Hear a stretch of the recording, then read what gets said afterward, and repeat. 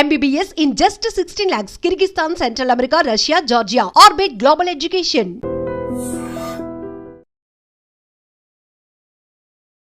నమస్కారం, welcome to I dream. ధర్మ మార్గం విత్ విజిత కార్యక్రమానికి స్వాగతం.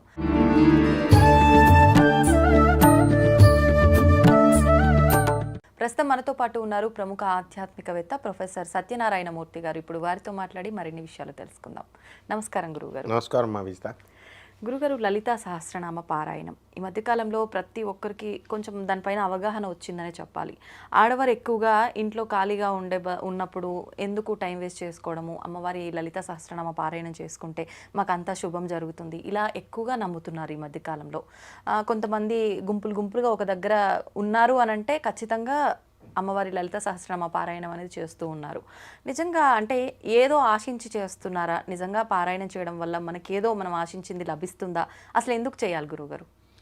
ఏ మనిషి అయినా ఆశించే చేస్తాడు. అమ్మవారు ఏది ఇవ్వదు అన్నప్పుడు ఎవరు చేయరు. అంటే ఫిల్టర్ చేసేస్తే 0.001% ఎక్కడో ఎవరైనా నిజమైన భక్తులు ఉంటారేమో. ఇకపోతే ఇది ఈ మధ్య కాలంలో వచ్చింది కాదు, ప్రాచీన కాలం నుంచి కూడా ఉంది. ఈ మధ్యకాలంలో గుంపులుగా చేరడం, బ్యాచ్లుగా తయారవడం, సామూహిక పారాయణలు చేయడం ఎక్కువైంది. అయితే లలితా సహస్రనామంతో మించినటువంటి సహస్రనామం ప్రపంచంలో ఏదీ లేదు. గాయత్రి మంత్రాన్ని మించినటువంటి మంత్రం ఏదీ లేదు. నా గాయత్ర్యాహ పరం మంత్రం నా మాతుహు పరదైవతం. 3 వస్తువులు ప్రపంచంలో దేంతో పోల్చలేమట. ఒకటి తల్లి, ఎవరి తల్లి వాళ్ళకి పరదేవత అంటే అమ్మవారు, తల్లిని మించింది లేదు. అలాగే ఈ గాయత్రిని మించిన మంత్రం రాజము లేదు, అందుకే అది శిఖరం అన్నమాట. ఇక లలితా సహస్రనామాలు అంటున్నారు కదా, ఎవరు పడితే వాళ్ళు చేసి సామూహికంగా డెమాన్స్ట్రేషన్ చేస్తున్నారు, వాట్సాప్లో పెట్టి అలా చేయకూడదు. ఎందువల్లంటే ఆ స్తోత్రం పేరే లలిత రహస్యనామ స్తోత్ర మంత్రస్య అన్నారు. రహస్యం అది, అంటే ఎవరికి పడితే వాళ్ళు చేసేది కాదు, పరమ పవిత్రమైనటువంటిది. కాబట్టి ఈ రహస్యము అని అంటే ఏంటంటే మనకి లలితా రహస్యనామ స్తోత్ర మహామంత్రస్య, తర్వాత దీనికి లలితా పరాభట్టారికా దేవత ఛందస్సు, అనుష్టుప్ ఛందస్సు, మాలామంత్రస్య అన్నారు. అంటే మంత్రాల్లో రకాలు ఉంటాయి. ఓం నమ శివాయ ఉందనుకోండి, అది అష్టాక్షరి పంచాక్షరి మంత్రం చదువుతాం, వదిలేస్తాం. లలితా సహస్రనామం చదివితే స్టార్ట్ చేస్తే ఓం శ్రీమాత శ్రీ మహారాజ్ఞి శ్రీమత్ సింహాసనేశ్వరి స్టార్ట్ చేసాం కదా, ఎండింగ్ బాలాలీలా వినోదిని అంటాం. అక్కడ వరకు ఎవరితో మాట్లాడకూడదు. మాట్లాడితే అది బ్రేక్ అయిపోయినట్టు. ఓం నమ శివాయలో ఓం నమః అని చెప్పి వేరే వాళ్ళతో మాట్లాడి మళ్ళీ శివాయ అండం ఎలాగైతే బ్రేక్ అవుతుందో ఇది కూడా అలాగే అవుతుంది. అప్పుడు ఫలితం పూర్తిగా రాదు. మొట్టమొదట తెలుసుకోవాల్సింది ప్రజలు లలితా రహస్యనామాన్ని చేస్తున్నట్టు ఇతరులకు చెప్పకూడదు. కానీ అందరూ మేము లలితోపాసకులం అని చెప్తున్నారు, సామూహికంగా డెమాన్స్ట్రేషన్ చేస్తున్నారు. ఇది రహస్యంగా, ఇది సామూహికంగా చేయడం వల్ల ఫలితం లేదు కానీ లేదు అసలు. మరి అసలు చెయ్యొచ్చా? అలా చేయడం వల్ల ఫలితము అని కాదు అక్కడ. ఆ అమ్మవారికి ఇప్పుడు ఎంతోమంది యాంకర్లు ఉంటారు. So Vijitha is something. ఇప్పుడు విజిత టాక్స్, ధర్మ సందేహాలు, ఒక డిగ్నిటీ ఉంది, మనం మెయింటైన్ చేసుకోవాలి. ప్రతి గెస్ట్ ఏమనుకోవాలా, it is a privilege and honour to me to participate and to share the feelings with Vijitha to the public అనుకోవాలి. అప్పుడు ఆ గౌరవాన్ని మనము ఆ దేవతకి ఇచ్చినట్టు. లలిత అమ్మవారు సుప్రీం కాన్షియస్నెస్ అనమాట, హైయెస్ట్ పవర్. అందువలన ఆమెకి మనం రెస్పెక్ట్ ఇచ్చేవా అన్న ఉద్దేశంతోనే చెప్పారు తప్ప సామూహికంగా చేయకూడదని కాదు, లేకపోతే 10 మందికి చెప్పకూడదని కాదు. అంటే ఒక విఐపిని మనం కలిసినప్పుడు మనం సీక్రెట్గా ఉంచుతాం, ఒక కామన్ మ్యాన్ కలిసినప్పుడు మనము మామూలుగా చెప్పేస్తాం, అంతే, అంతకుమించి ఏం కాదు. ఇక్కడ ఏమవుతుంది అంటే 10 మందితో చేయడం వల్ల ఏమవుతుందంటే ఒక కోరస్ ఉంటుంది. అలా చదివేటప్పుడు వాళ్ళు ఇంకొకలాగా చదువుతారు, కోరస్ బ్రేక్ అవుద్ది. నెక్స్ట్ రెండవది ప్రొనౌన్సియేషన్లో ఇవి టఫెస్ట్ సమాసాలు ఉంటాయి. ఆశ తారాకాంతి తిరస్కార నాసాభరణభాసుర అంటాం, కష్టమైంది.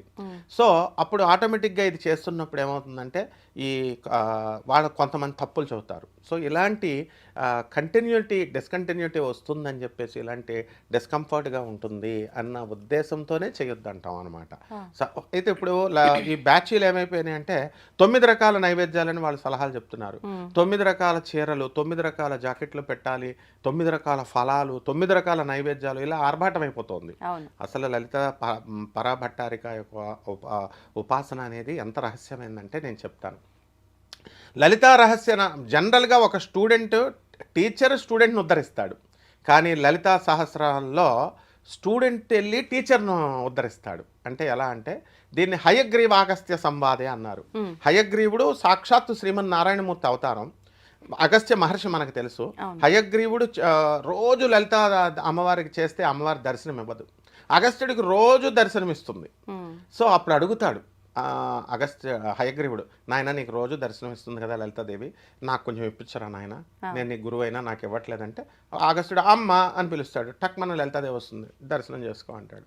అంటే శిష్యుడే గురువుని ఉద్ధరించినటువంటి మహాస్తోత్రం ఇది లలితా స్తోత్రం. నెక్స్ట్ జగద్గురువు అయినటువంటి ఆదిశంకరాచార్యులు వారు దీనిపైన భాష్యం రాశారు.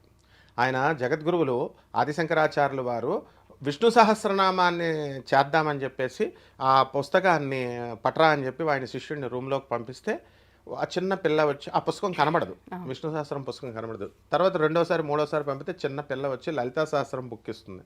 అప్పుడు ఆయన అర్థం చేసుకుంటాడు, ఓహో లలితమ్మే పంపించింది దీనికి రాయమని. అప్పుడు ఆశీర్వాణి రూపంలో అమ్మవారు ఏం చెప్పుద్ది, జగద్గురువులకి కల్లో కనబడి ఆశీర్వాణి రూపంలో, నాయనా శంకర నువ్వు సాక్షాత్తు శివుడివి, శివుడు ప్లస్ శాక్తేయం, అమ్మవారి భక్తుడిగా ముద్ర ఉండిపోకూడదు, విష్ణువుని కూడా నువ్వు చెయ్యాలి, కాబట్టి ఆ విష్ణు సహస్రనామానికి భాష్యం నువ్వు రాయి, దీన్ని వదిలేసే లలితా సహస్రాన్ని. రాబోయేటటువంటి న్యూ ఎనర్జీ వస్తుంది, కొత్త కాస్మిక్ పవర్ వస్తుంది, ఒక మహాపురుషుడు త్వరలో ఉద్భవించబోతున్నాడు, అతని పేరు భాస్కరాచార్యులు వారు. ఆయన రాస్తాడు లలితా సహస్రానికి భాష్యం, నువ్వు విష్ణు సహస్రం రాసే అన్నాడు. కాబట్టి లలితా సహస్రనామ స్తోత్ర మంత్రాన్ని మన భాస్కరాచార్యులు వారు రాశారు. ఇది ఫస్ట్ నెంబర్ 1 ఏంటంటే, ఈ అమ్మవారిని తిరుక్కానూరు అని తమిళనాడులో ఒక గుడి ఉంది, అక్కడ ఆ అమ్మవారి యొక్క తిరుచ్చూర్ అని కూడా అంటాం, తిరుమెచ్చూర్ అంటాం. తిరుమెచ్చూర్ దేవస్థానంలో ఫస్ట్ టైం ఈ లలితా రహస్య స్తోత్రాన్ని మాలమంత్రాన్ని భాస్కరాచార్యుల వారు అమ్మవారి ముందు పఠించారు ఆ గుళ్ళో తమిళనాడులో. అండ్ నెక్స్ట్ ఈ లలితా స్తోత్రానికి మనము నియమనిష్టలు ప్రత్యేకించి ఏమి లేవు, అందరూ చదువుకోవచ్చు, కాకపోతే తప్పులు చదువుతారన్న ఉద్దేశంతో మాత్రమే అందరూ చదవకూడదు అంటారు. అన్ని కులాల వారు, అన్ని వర్గాల వారు, బ్రాహ్మలే కాదు అందరూ చేసుకోవచ్చు, ఫస్ట్ పాయింట్. సెకండ్ పాయింట్, ఇది ఈ అక్షర తప్పులు ఉన్నా సరే సరిదిద్దుకోవాలి. అందరూ కూడా చిన్నప్పుడు ఆ నుంచి ఆ అని రాస్తాం, తప్పులు దిద్దుకుంటాం, అలాగే ఇది కూడా యూట్యూబ్లో అవన్నీ ఉన్నాయి, చూసి దిద్దుకోవచ్చు. నెక్స్ట్ అమ్మవారికి ఏమని చెప్పారు, బాలా లీలా వినోదిని అన్నారు.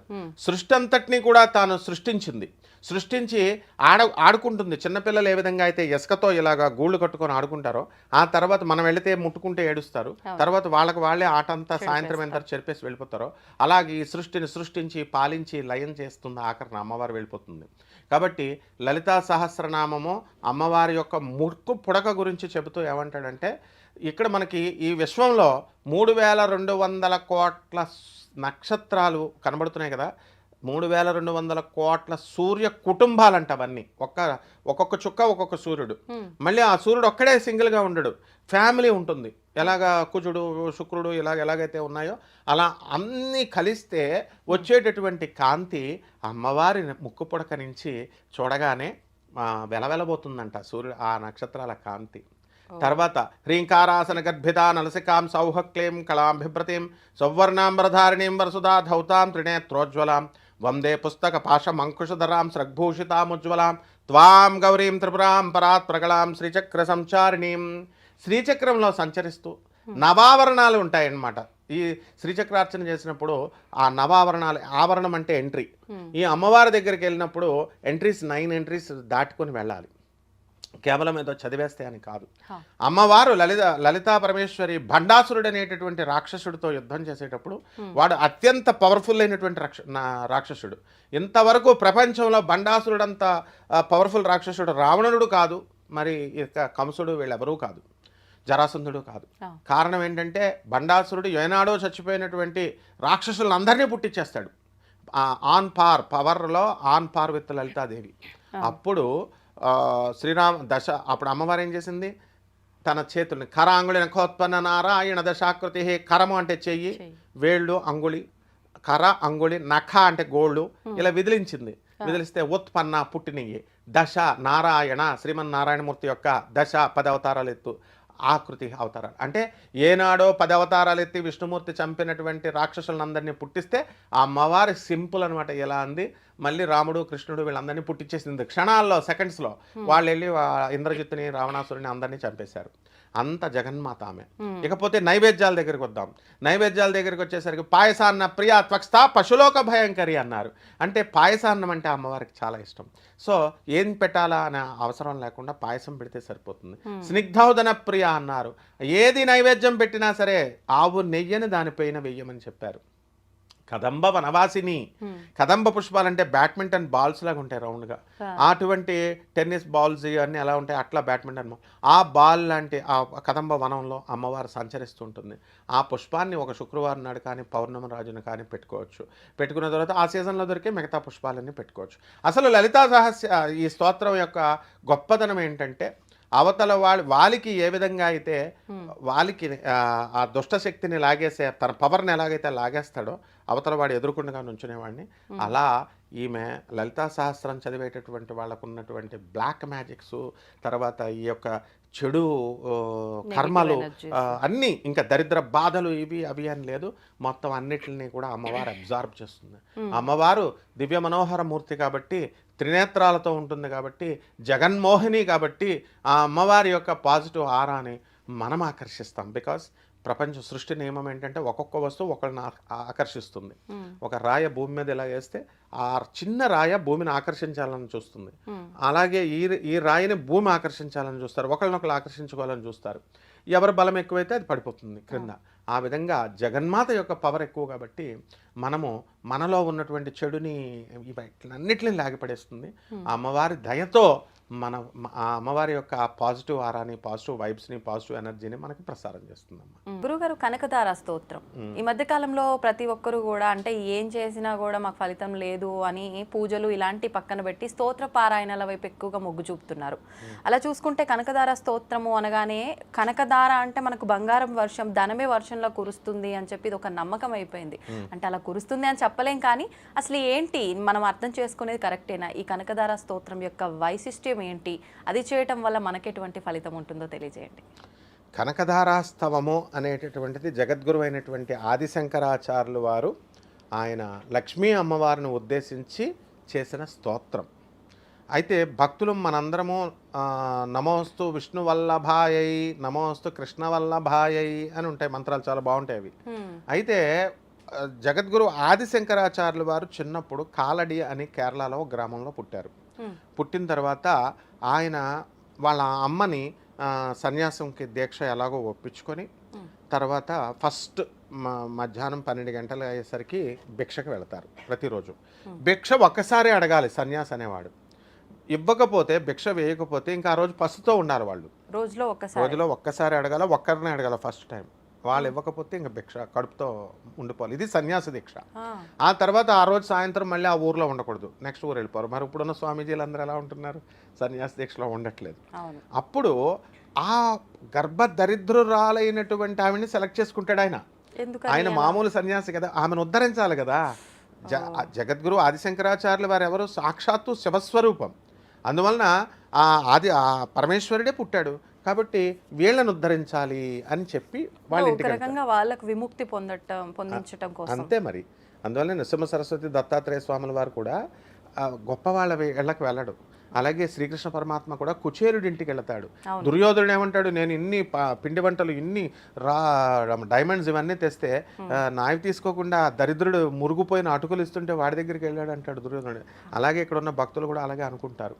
అప్పుడు ఆ తల్లి ఏం చేస్తుందంటే, ఆమెకు ఒకే ఒక ఉసిరికాయని శివుడికి నైవేద్యంగా పెట్టుకుంది. ఆ రోజు ఆమెకి తిండి లేదు. ఆ రోజు మధ్యాహ్నం ఆమె తినాలది. అయితే బాల సన్యాసి వచ్చాడు, మరి పాపం అతను ఉన్న పసుతో మాడిపోతాడని త్యాగం చేసి ఆ యొక్క ఉసిరికాయని ఆయన జోలులో వేస్తుంది. ఆదిశంకరులు ఒక్క క్షణం ఏమిటి ఈ పేదరికం అని ఇలా ఒక్కసారి దివ్య దృష్టితో చూస్తాడు. ఆమె కర్మలు కనబడ్డాయి ఆయనకి. అప్పుడు అంటే ఎంత దరిద్రంతో అనుభవిస్తుంది. అందువలన లక్ష్మీదేవిని ఆదేశిస్తాడు. He doesn't request. భో లక్ష్మి భో అని అంటాడు. అంటే అమ్మా లక్ష్మి రా, ఇవ్వు, కమాన్ గివ్ అంటాడు. ఎందువలన? ఐశ్వర్యం ఈశ్వరాదిత్యేత్. డబ్బులు ఎప్పుడు ఈశ్వరుడి చేతిలోనే ఉంటాయి. ఐశ్వర్యం. లక్ష్మీదేవి క్యాషియర్ మాత్రమే. శివుడు ఆదిశంకరుడు బ్యాంక్ మేనేజర్ సైన్ చేసి ఇమ్మంటేనే క్యాషియర్ ఇవ్వాలా, మామూలుగా క్యాషియర్ ఇవ్వకూడదు. వీళ్ళిద్దరూ ఓకే అయినా కూడా క్యాషియర్ ఏం చేస్తాడు? అప్పుడు మేనేజర్ చెప్పినప్పటికీ ఆయన అకౌంట్స్ చూస్తాడు, బ్యాంకులో బ్యాలెన్స్ ఉందా అని. బ్యాలెన్స్ లేకపోతే మనకివ్వడు.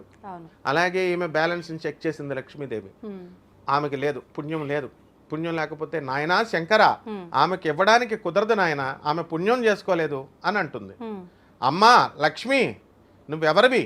కర్మల్ని తొలగించే తల్లివి అని చెప్పి నేను I am recommending under the special discretion power of Jagadguru Adi Shankaracharya her bad karmas are dismissed అని ఒక్క పదం అంటాడు.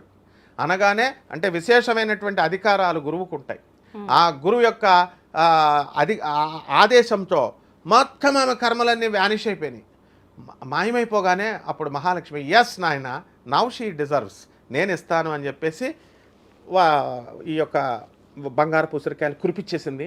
ఇది నగ్న సత్యం అని చెప్పడానికి షిరిడి సాయినాథుడు ఏ విధంగా అయితే లక్ష్మీబాయికి 9 నాణాలు ఇచ్చాడో, రూపాయి బిళ్ళలు, నవవిధ భక్తులకి ప్రతిరూపాలుగా, అలాగే 9 బంగారపు ఉసిరికాయలు ఇప్పటికి కూడా ఉన్నాయి. ఎక్కడ? కాలడి ఆదిశంకర ఆశ్రమంలో ఉన్నాయి. కాబట్టి ఆ అమ్మ వాళ్ళ వంశీకులు ఇంకా ఉన్నారు, ఆ అమ్మాయి వంశీకులు. కాబట్టి ఇది చరిత్ర, not an epic, not a cock and bull story. ఇది ఫస్ట్ పాయింట్. సెకండ్ పాయింట్ ఏంటంటే ఇక్కడ మనం నేర్చుకోవాల్సింది ఈ సంఘటన ద్వారా, గురువు అనేటటువంటి వాడు కర్మల్ని తొలగించే శక్తి ఉంటుంది. ఇప్పుడు అందరూ పూజలు హోమాలు చేస్తున్నారు రెమెడీస్ కోసం, వాళ్ళకి దేవత వచ్చి ఇవ్వడు. దేవత హీ డజంట్ ఇంటర్ఫియర్. దేవుడు ఎప్పుడు ఇంటర్ఫియర్ అవ్వడు. కృష్ణుడు చెప్పాడు, నాకు ఎవరి మీద ద్వేషం లేదు, ఎవరి మీద నాకు కోపం లేదు, నేను పక్షపాతిని, నిష్పక్షపాతంగా ఉంటానన్నాడు. But who then interferes? గురువు ఇంటర్ఫియర్ అవుతాడు. ఆ గురువే ఆదిశంకరుడు, ఆ గురువే శ్రీకృష్ణుడు, ఆ గురువే దత్తాత్రేయ స్వాముల వారు. అందువలన ఆ యజ్ఞం చేసినటువంటి ఫలితాన్ని గురువు తీసుకొచ్చి ఫలితాన్ని ఇస్తాడు. అందుకే గురువు ద్వారా మంత్రోపదేశం చేసుకోమని అంటారు, అది అర్థం అందులో. కాబట్టి ఆ అమ్మాయికి జగద్గురు అయినటువంటి ఆదిశంకరాచార్యులు కర్మాన్ని తొలగిస్తాడు. అందువల్లనే మనందరం కూడా ఎప్పుడు శంకరా పాహిమాం శారదా రక్షమాం అని అడిగినప్పుడు, ఈ కనకదారాస్తవాన్ని చదివినప్పుడు ఉసిరికాయలు గ్యారంటీగా కురుస్తాయమ్మా. నేను ప్రాక్టికల్గా చెప్తున్నాను. నేను చాలామందిని చూశాను. ఒక ఆవిడ 3 సంవత్సరాలు, నేను మా అమ్మగారు అత్యంత పేదరికంలో ఉన్నప్పుడు మేము చదివితే మాకు ఎక్కడి నుంచి వచ్చినాయో డబ్బులు వచ్చినాయి సార్ మాయలాగా. అంటే నిజమమ్మా, అది అమ్మవారు ఇచ్చిందే అన్న. ఎవరి విషయంలో జరిగింది? ఒక ఆమె విషయంలో, ఆమె వాళ్ళ అమ్మగారు నమ్మకంతో కనకదారాస్తవం 3 ఇయర్స్ కంటిన్యూస్గా చేస్తే 3 ఇయర్స్లో కూడా వాళ్ళకి కావలసినంత డబ్బు వచ్చిందంట. అలా ఎన్నో ఎగ్జాంపుల్స్ ఉన్నాయి. కొబ్బరి బొండంలోకి ఎలాగైతే నీళ్లు లోపలికి వచ్చేస్తాయో ఆ విధంగా ఐశ్వర్యం వచ్చేటప్పుడు వస్తుంది. ఐశ్వర్యం పోయేటప్పుడు ఎలాగైతే ఒక వెలగ పండు ఉంటుంది, ఆ వెలగ పండుని ఏనుగు రెట్ట వేసినప్పుడు మింగుతుంది తొండంతో. రెట్ట వేసినప్పుడు వచ్చి క్రింద పడిపోయినప్పుడు రెట్టలో ఆ వెలగ పండును మనం తీసి ఇలా పగలగొడితే అందులో గుంజు మాయమవుతుంది, డిప్పలాగే ఉంటుంది. మళ్ళీ కరిమింగిన వెలగ పండు అంటాం, అందుకనే దరిద్ర దేవతను పోల్చేటప్పుడు. కాబట్టి ఈ గురువు అనేటటువంటి వాడు కర్మను తొలగిస్తాడు. కాబట్టి ఖచ్చితంగా అందరూ నమ్మకంతో ఈ కనకదారాస్తవాన్ని చేసుకోవాలి. ఇది మూఢనమ్మకం కాదు. ఎందువలనంటే రేషనలిస్టిక్గా, తర్వాత లాజికల్ కన్సిస్టెన్సీతో, సైంటిఫిక్ అవుట్లుక్తో చెప్పుతున్నటువంటిది. ఇది అమ్మవారు క్రియాశక్తి, పని చేయమంటుంది. పని చేసినప్పుడు నేను నీకు డబల్ చేస్తాను అని జగద్గురు ఆదిశంకరాచార్యులు వారు అదే చెప్తారు. పురుష ప్రయత్నము దైవానుగ్రహం 2 ఉండాలి. ఒక ఎద్దుల బండికి 2 చక్రాలు. పురుష ప్రయత్నం నువ్వు చేసినా దైవానుగ్రహం లేకపోయినా నీకు రాదు. దైవానుగ్రహం ఉండి నువ్వు పురుష ప్రయత్నం చేసుకోకుండా దుప్పటి కప్పుకొని ఇంట్లో పడుకున్నా నీకు రాదు. 2 ఉన్నప్పుడు మాత్రమే వస్తుంది. ఆ 2 ఉన్నటువంటి శక్తినిచ్చేటటువంటి ఆ క్రియాశక్తే కనకధారాస్తవం. అందువలన చాలామంది చేశామండి, మాకు రాలేదండి ఫలితాలు అంటే మనలో లోపమే తప్ప అమ్మవారిలో లోపం కాదు, ఆ స్తోత్రంలో లోపం కాదు, దాన్ని రాసినటువంటి జగద్గురువైనటువంటి ఆదిశంకరాచార్యుల లోపం కాదు. ఎలా చేయాలండి ఇంతకీ ఈ స్తోత్ర పారాయణం? శుభ్రంగా స్నానం చేయడం, శుభ్ర వస్త్రాలు ధరించుకోవడం, ప్రత్యేక నియమాలు ఏమీ లేవు. చక్కగా అమ్మవారిని, అమ్మ జగజ్జనని నేను ఒక 41 రోజు నేను చేసుకుంటున్నాను అని చెప్పుకొని అంటే ఎవరికి వాళ్ళే ఆదిశంకరులకి నమస్కారం చేసుకొని ఆ స్తోత్రాన్ని మనకు అందించిన మహానుభావుడు ఆయన చేసుకొని కుంకుమతో అమ్మవారికి చాలా బాగా చక్కగా ఉంటుందన్నమాట ఆ స్తోత్రం. అందువలన చక్కగా కుంకుమ వేసుకొని ఒక పండుని నైవేద్యంగా పెట్టచ్చు. రోజు పిండి వంటల దానం ఇచ్చేయాలని ఏం లేదు, బెల్లమో ఏదో ఒకటి, తర్వాత హారతి ఇచ్చేస్తాం. మంగళం మామూలు పూజ చేస్తున్నట్టే దీపములో ఉంటుంది లక్ష్మీదేవి, కాబట్టి దీపారాధన చేసేస్తే సరిపోతుందమ్మా. ధన్యవాదాలండి. ధన్యవాదాలమ్మా.